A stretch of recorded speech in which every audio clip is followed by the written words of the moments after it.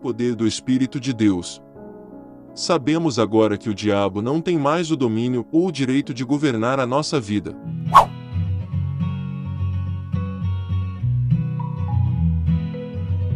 Pelo poder do Espírito de Deus.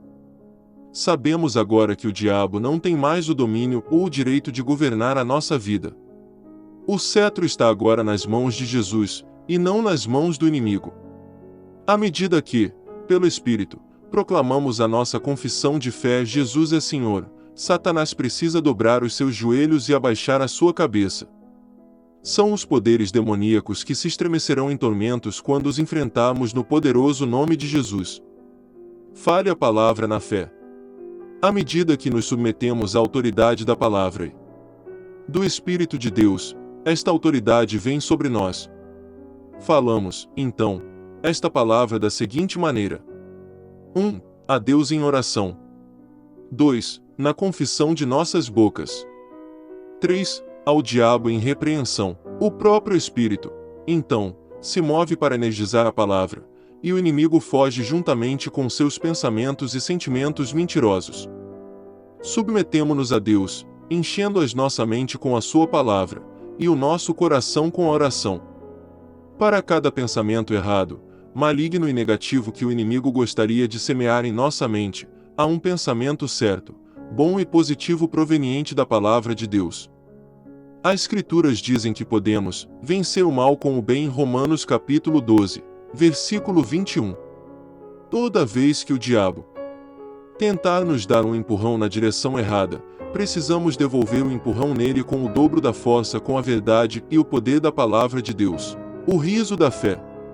É verdade que não deveríamos considerar o nosso inimigo levianamente e nem subestimar a sua capacidade. Ele é tanto esperto quanto forte. Independentemente do Espírito e da palavra de Deus, perdemos todas as batalhas. Ele pode ser mais esperto do que nós o tempo todo. As Escrituras dizem que devemos sempre estar cientes dos seus astutos ardis e estratagemas, segundo aos Coríntios capítulo 2, verso 11. No entanto, ainda que devamos respeitar ao diabo, não devemos temê-lo. Na verdade, podemos resisti-lo ousadamente, no poderoso nome de Jesus, e ter a certeza da vitória. O nosso inimigo tem um rugido alto, mas este rugido é um grande blefe. Ele age como se não estivesse ferido, e até mesmo zomba do nome do Senhor, com a esperança de que desistiremos. Mas, se respondermos com o riso real da fé, e forçarmos o nosso ataque, ele fugirá de medo. Há um aspecto em que todos os santos batizados com o Espírito deveriam ter um dom de desprezo pelo diabo. Ele é muito orgulhoso e não gosta nada de ser desprezado. Quando sabemos de fato quem somos em Cristo Jesus, ficamos numa posição de alta autoridade, e o inimigo encontra-se verdadeiramente debaixo de nossos pés. Creio que Martinho Lutero alcançou um lugar na fé em que ele olhava para o diabo desta forma. Conta-se uma história de como ele acordou no meio de uma noite muito escura. Não havia nem mesmo uma vela em seu quarto. Ao virar-se em sua pequena cama de lona, ele viu o diabo, de pé, no canto do quarto. Bem, o que você faria se você acordasse hoje à noite e descobrisse que Satanás veio visitá-lo?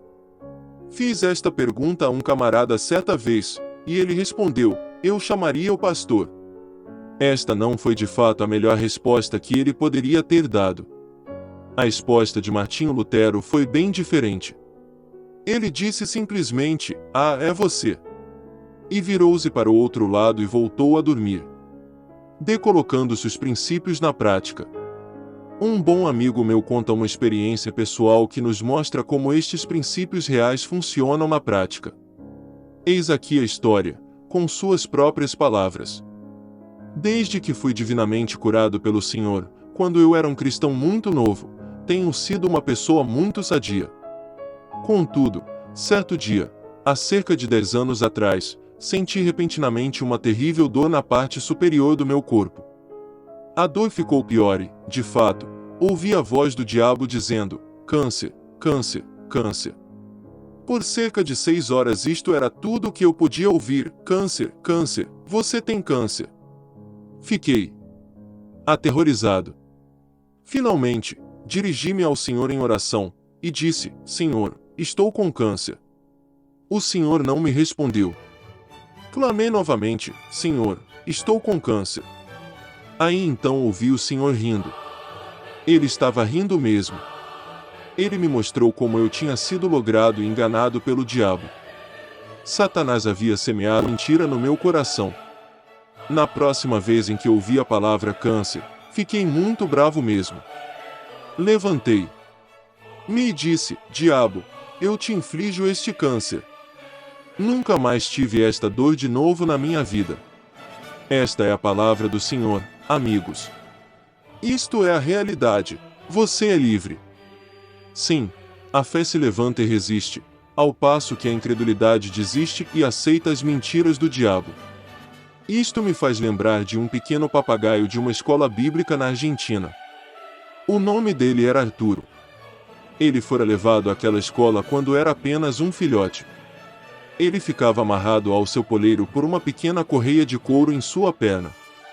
À medida que Arturo crescia e se tornava um pássaro adulto, ele costumava estender as suas asas e tentava voar aos céus.